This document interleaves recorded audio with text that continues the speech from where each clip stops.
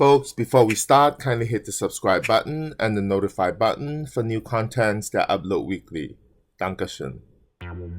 Berlin. So this is actually my second time here. My first time in Berlin was actually more than 2 decades ago. I remember I had come, I think during the finals of Eurovision, which is the popular singing competition in Europe.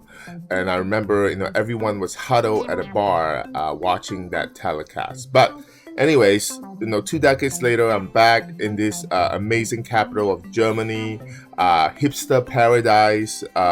Obviously, if you talk to people who live in other parts of Germany, they actually kind of make fun or look down on people in Berlin because they say they're all on welfare.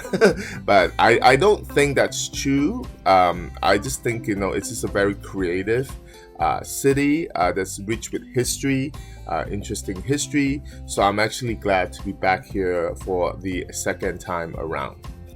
So one of, Brandenburg Gate is definitely a notable landmark here in Berlin, one of the best known landmarks in Germany. In fact, it was actually built on the site of a former city gate that marked the start of the road from Berlin to a town called Brandenburg. Under Havel, I believe that's really the proper name. So everyone that comes here actually come to Brandenburg Gate and take a picture in front of this, notable landmark. And right next to Brandenburg Gate is the famous Tiergarten, which is really the central park of Berlin. The size that this park currently, is recorded is between London's Hyde Park and New York Central Park. So it's an amazing piece of land that you can come and breathe some fresh air whenever you're in the city. And of course, it also houses the Nazi, basically it houses the memorial of the Nazi genocide of European Sinti and Roma peoples. I think roughly estimated about quarter to 500,000 people were killed that of the Sinti and Roma descent, which is really unfortunate. Without getting too political, I think Germany has a lot of apologies to do these days.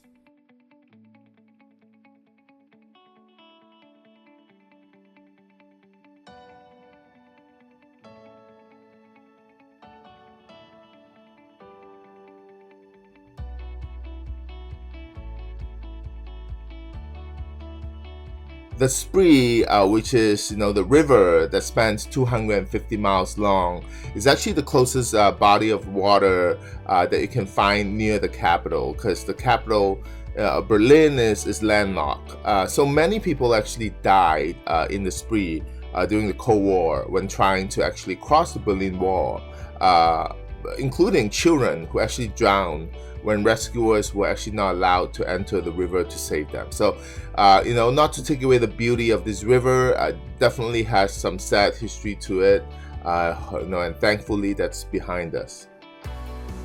Berlin was greatly devastated during World War II. The city has definitely rebuilt itself.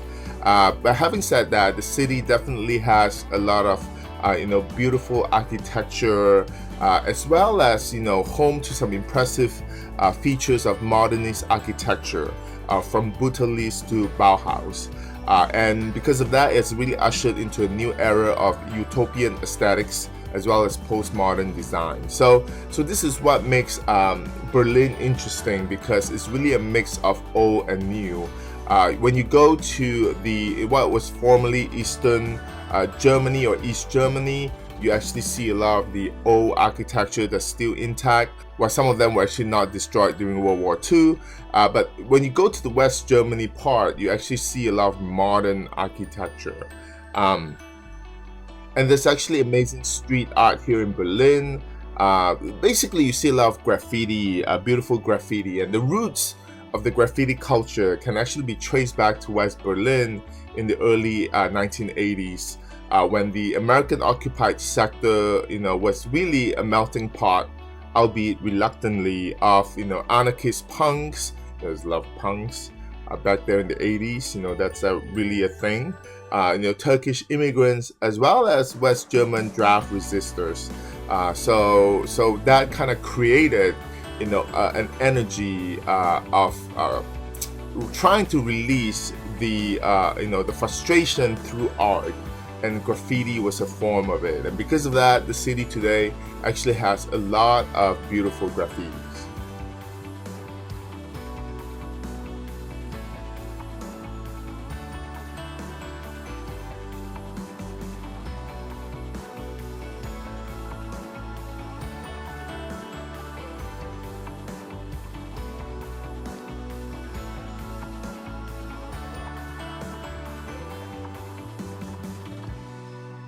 Now, another popular landmark here in Berlin is Checkpoint Charlie, which was the former border crossing between East and West.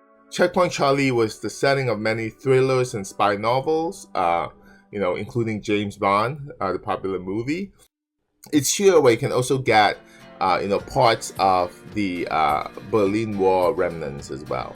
Speaking of Berlin Wall, which was a guarded concrete barrier that divided Berlin from 1961 to 1989, you can still see many parts of the Berlin Wall here in the city. Obviously, it's one of the highlights of visitors coming to Berlin.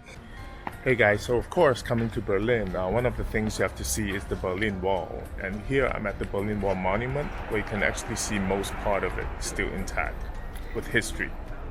And if you really want to go, there's a couple of parts that you can go. One where it actually houses a museum. And here you can actually see a large portion of the Berlin Wall separating the German people.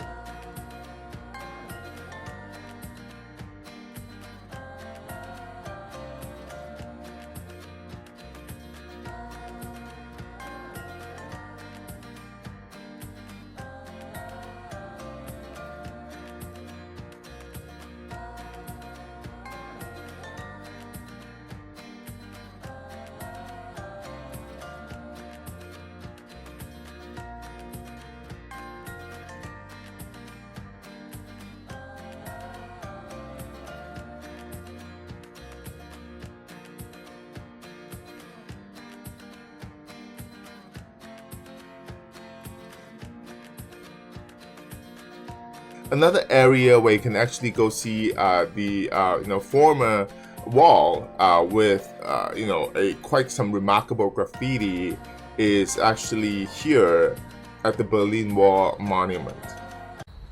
Of course, when you come to Berlin, you have to come see the Berlin Wall, which is, I think, one of the prominent strip. The original wall is actually behind me. So yes, don't know which. Maybe this is east, that's west. Yeah, I'll find out. But yes, this is we're close to the Berlin Wall Memorial, and this is where one of the original parts of the wall is located.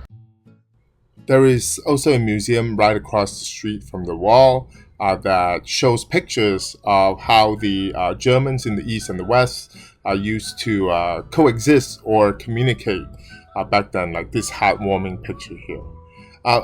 Throughout the city, you get parts of the wall from everywhere, including here that is located across the street from my hotel.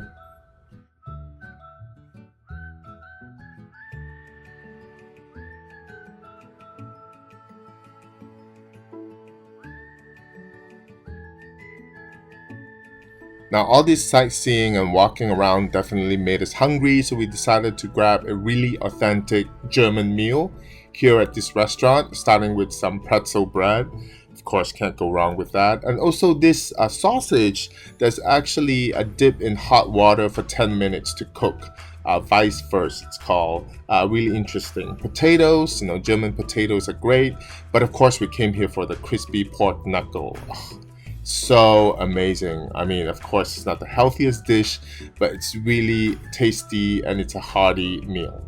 And of course, we got some salad, just to show that we try to keep a balanced diet. The sausage, interestingly, it's actually eaten for breakfast, but here you can also eat it for lunch. And how you eat it, instead of actually putting the entire thing in your mouth, you actually have to remove the sausage casing first.